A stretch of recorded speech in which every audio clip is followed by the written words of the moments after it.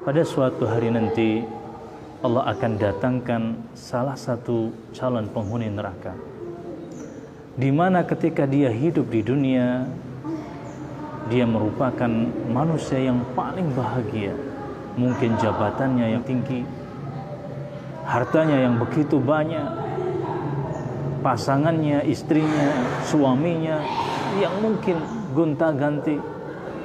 Akan tetapi jamaah dirahmati Allah, orang ini yang meskipun ketika hidup di dunia semua yang dia inginkan bisa dia dapatkan, cuman sayang dia malas beribadah kepada Allah, bahkan tidak mau menyembah Allah Subhanahu wa taala.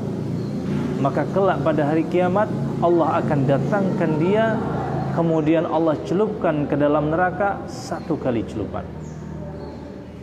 Dicelupkan ke dalam neraka satu kali celupan. Setelah itu kemudian Allah angkat dan Allah tanya, "Ya fulan, hal ra'aita na'iman qad?" Wahai fulan, apakah kamu masih merasakan kenikmatan-kenikmatan yang selama hidup di dunia kau rasakan? Mungkin pangkat kamu yang begitu tinggi yang kau dapatkan dengan cara yang tidak benar. Harta yang kau tumpuk-tumpuk, yang kau kumpulkan dengan cara menipu orang, dengan cara memanipulasi data, dengan cara korupsi. Apakah kamu masih merasakan kenikmatan-kenikmatan itu?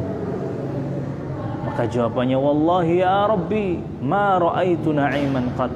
Demi Allah, saya tidak merasakan kenikmatan-kenikmatan itu, wahai Allah.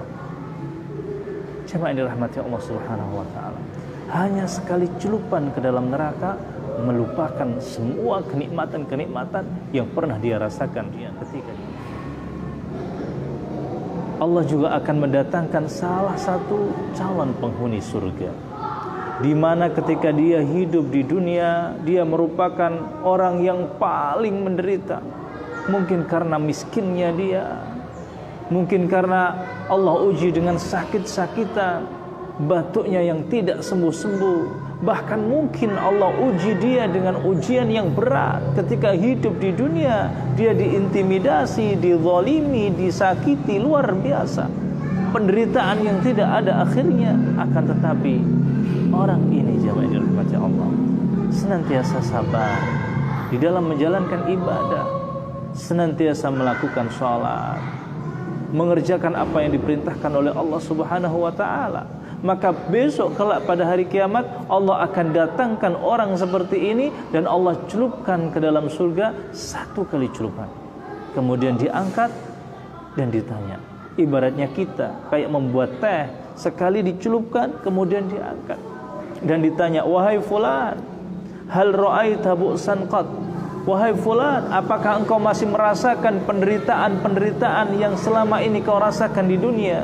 Mungkin Allah berikan ujian dengan sakit-sakitan. Allah uji engkau dengan sakit yang begitu ganas, tumor, kanker, batuk-batuk, pusing yang tidak pernah sembuh. Atau kemudian Allah uji engkau dengan diintimidasi, dizalimi, disakiti, bahkan dibunuh. Maka jawabannya apa jemaah dirahmati Allah? Ketika Allah celupkan ke dalam surga satu kali celupan, dia menjawab, wallahi ya Rabbi, ma ra'aitu bu'san qad. Demi Allah, saya tidak melihat satu pun penderitaan yang pernah aku rasakan. Saya sudah melupakan semuanya itu.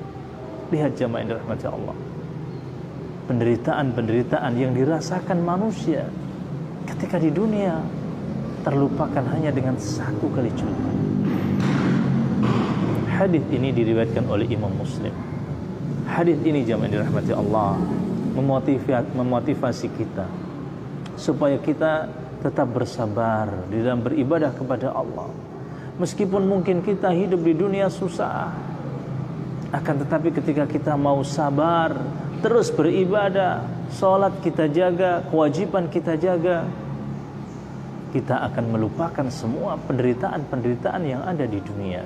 Dan sebaliknya, meskipun kita sebahagia manapun, sesukses apapun, sekaya bagaimanapun, dan sesenang apapun kita di dunia, tapi ternyata kita jauh dari Allah, kita meninggalkan sholat, kita tidak membayar zakat, bahkan kita membangkang kepada Allah, maka kita akan dicelupkan, satu kali celupan saja sudah melupakan semua kenikmatan tersebut.